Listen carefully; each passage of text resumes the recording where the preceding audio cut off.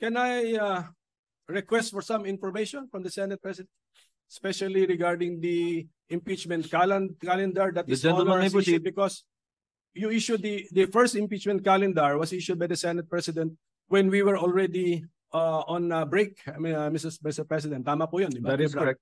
So, Mr. President, may we know when His Honor issued the first legislative calendar, impeachment calendar, which fixed June 2 as the time for receiving the House prosecutors, may we know the basis of the authority of the Senate President when he issued the first impeachment calendar, Mr. President? Article 1 of the impeachment rules, which says that the Senate President can set the date for the presentation of the articles of impeachment. Mention was made specifically of the Senate President. And also we were on recess. So the Senate President at that time, Your Honor, issued a suggested calendar of activities. I was very clear when I stated that. Subject to plenary approval when we resume, because you were already on recess at that time. The second notice sent by this representation was made also while we were on recess. And I also stated that it was subject to plenary approval and or reversal, as the case may be, given the load that we need to take up after the LEDAC meeting. Mr. President, I noticed that no one from the majority was complaining about the original or initial impeachment calendar issued by the Senate President. So we were all looking forward to the date where there should be some action on the impeachment, which is yes. June 2. Supposedly, yes. Yes, supposed to be. Kanina 4 o'clock yung the prosecutors from the House of Representatives should have appeared before us to read the articles of impeachment. But then this was changed. So from June 2, changed by the Senate President also, now it's June 11 at 4 p.m.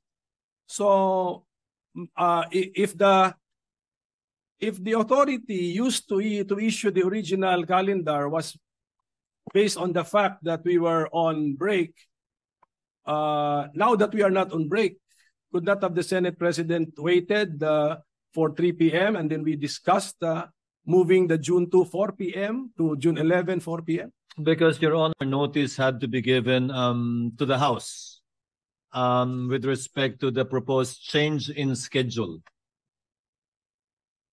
And we could not decide on moving it after the House members are already here in the Senate.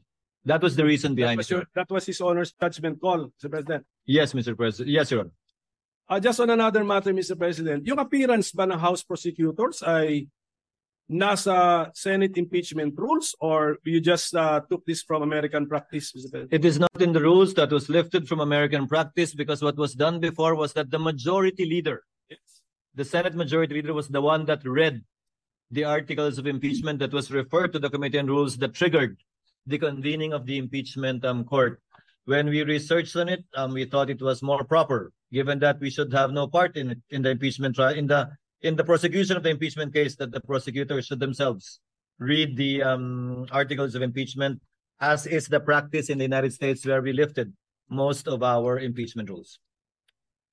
So it's an innovation. But although, had we done it, hindi naman, I don't think it would be fatal or make the proceedings infirm. So it's just not, to use the term of the majority leader, textually required under the existing Senate impeachment rules. Hindi pa ba? No. What was required by our rules, if at all, was the referral of the impeachment complaint in plenary. Because mere filing with the Secretary General does not often by itself operate as the receipt by the Senate in plenary, given that, as with any communication, it has to be referred in plenary, officially by the Senate as a body. Mr. President. Sige, Mr. President. With the permission. Senator Tolentino, sir. What is your pleasure, sir? Would the loaded question of the good minority leader, if decoded, would mean that should the presentment be made before the Senate sitting as a plenary, or should the presentment be made before the Senate constituted as an impeachment court? Baka yun po yung tanong nyo. But it was it was a Senate President to research on American practice. How do they do? How do they do it in the United States? In plenary, Your Honors, not as an impeachment court, because again, mere receipt by the SecGen does not operationalize or start the process of impeachment. Any communication, and that is a communication from the House, must be referred by plenary to the appropriate committee for proper action. That in turn will now trigger, if at all, the convening of the impeachment court, where the regular processes would now be followed, such as the issuance of summons, etc., etc. May we know the rule, Mr. President, that it I'm should sorry? be? May we know what the specific rule is? That in the rules, or is that by practice or costumbre? Tingnan niyo, ano rule? Under Rule 3, Paragraph 2, upon presentation of the articles to the Senate shall specify the date and time for the consideration of the articles. Yes, but So the articles need to be presented to the Senate. yes, but so your Honor is reading our Senate impeachment rules. Yes. Correct. So when we use the Senate in the Senate impeachment rules, we're talking about, we could be talking about the Senate as the impeachment court. Because We it's the have- Senate. And by virtue of the procedure in Articles 1 to 3, we have not yet convened the court, Your Honor. For example, succeeding rules in our impeachment rules, 4 onwards, would pertain to the Senate already as an impeachment court, because that is already the trial proper, beginning with the issuance of summons. Mr. President, the second sentence already contradicts His Honor, because it says, second sentence of that second paragraph of Rule 3, unless the Senate provides otherwise, it shall continue in session from day to day. Session na yan as court. Kasi until final judgment eh. Yun na yun eh. So, the use of, when we use Senate in the Senate impeachment rules, we refer to the Senate as the court. Mr. President, According to the Secretariat, Your Honor, the dividing line is when we take our oath as senator judges and convene as such. Because we will be wearing 2 hats, Your Honor. As senators, performing our legislative and legislative function, and as members of the impeachment court, performing our sui generis function.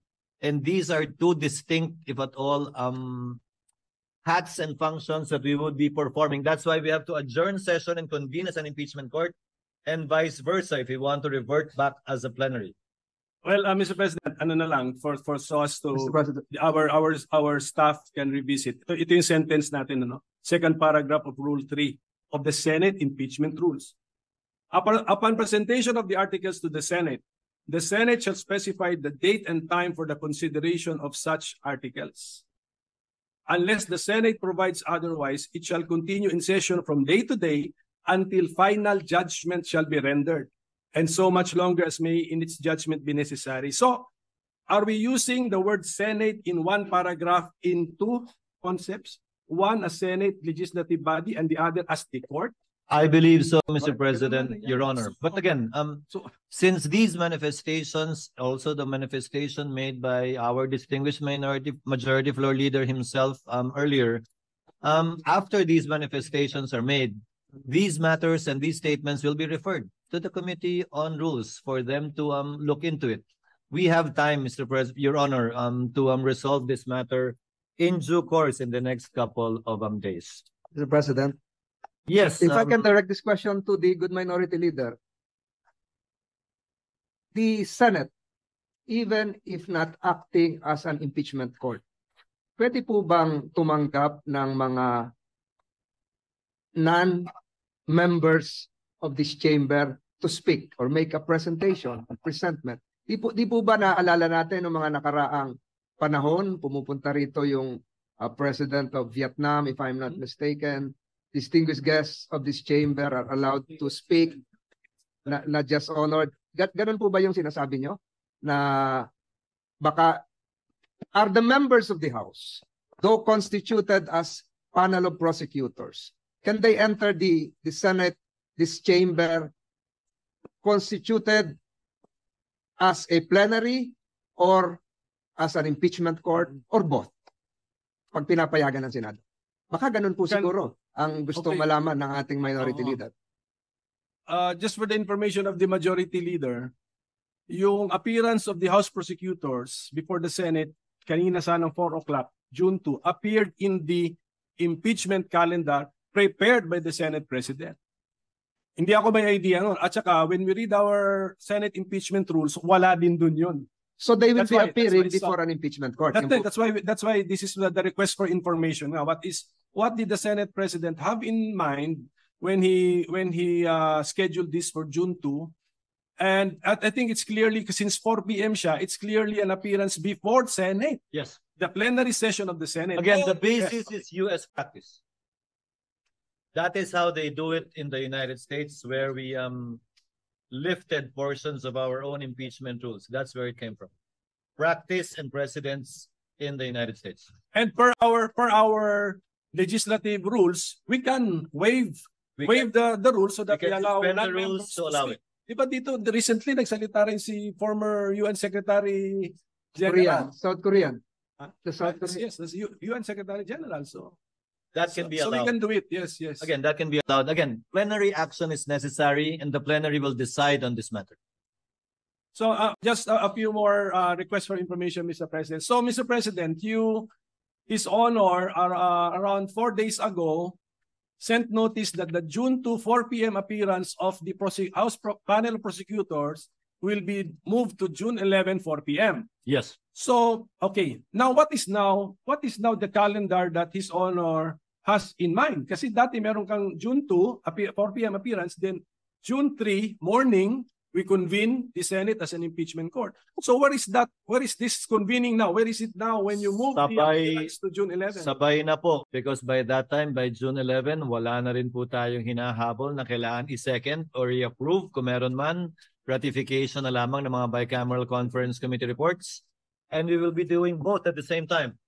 If at all, the reading of the articles of impeachment, the referral to the Committee on Rules, the convening of the impeachment court, if at all again, the oath of the senator judges, if at all again, all that we can do as an impeachment court would be to issue summons. Yes. Requiring the respondent to answer within 10 days. But were we sent notices na ganun ang mangyayari? I'm sorry? Were the senators sent notices or informed that after the appearance of the House panel of prosecutors, there's a possibility that we will convene as a court? Para ready kami. Wala pa. Wala pa nga. Malapit na po yung June 11. Wala pa naman talaga eh. Kasi pinadala yung notice na yun, it was addressed to the House that they will be presenting the articles of impeachment on that date. The notice insofar as the impeachment court itself is concerned, these discussions would be very helpful, Your Honor, because this will be part of how the Senate as a body will be deciding on what to do after the articles of impeachment shall have been read and presented before the body. Yes, but Mr. President, nung in-issue kasi ninyo yung impeachment calendar last February, at least you were that detailed na sinabi nyo na po yung convening of the impeachment court. Ngayon sana po, nung i-defer si June to appearance, sana pati po yung convening as an impeachment court, nasabi na rin when that is para may idea. Well, thank you for the opportunity to clarify. Since that is our last day, this representation has no intentions of actually convening the court, if at all, on another date other than the 11th, unless the Senate as an impeachment court provides otherwise. So we will be convening on that date, barring any unforeseen circumstances, barring any procedural motions that will be made, and will be settled by the plenary at that time. It was just pointed out to me that the rule that we mentioned earlier, second paragraph of Rule 3, yung first paragraph pala, it provides that nakapag-oath na. Nakapag-oath na ang member. So if that is now the dividing line, we have crossed the line. So Senate na po ito as a court. So tignan na lang po muli, Mr. President. Mr. President, Your Honor, the first paragraph refers to consideration of the articles of impeachment. The second paragraph, we were not part of the Senate that wrote these rules. The first paragraph, it mentions the word consideration. The second paragraph mentions the word presentation. In terms of time, presentation should come first before consideration, although as it appears in our rules, consideration was mentioned first in the first paragraph. and before presentation in the second paragraph. But in terms of order, Your Honor, presentation should logically come first before consideration of the articles of impeachment. And then there is nothing to consider unless presented. And then in the next breath, it talks about the trial na. Yes, again, we had no part in writing these rules. Okay, I would not want to critique it as well because during those times, perhaps this was apt and sufficient. So, okay, so Mr. President, maybe now, kasi ang media nagtatatanong sa akin, na pinapa-speculate pa ako na, just for the record, what is now the reason that His Honor has taken the initiative to reset the June 2, 2025, 4 p.m. appearance of the panel of prosecutors before the Senate plenary to June 11, 4 p.m. What's the main letter reason addressed to Speaker Martin, copy furnished to all of the senators as well as Vice President Sara Duterte. Given the meeting we had at LEDAC with His Honor's presence, several bills needed to be approved and taken up before we finally finish and wind up the 19th Congress.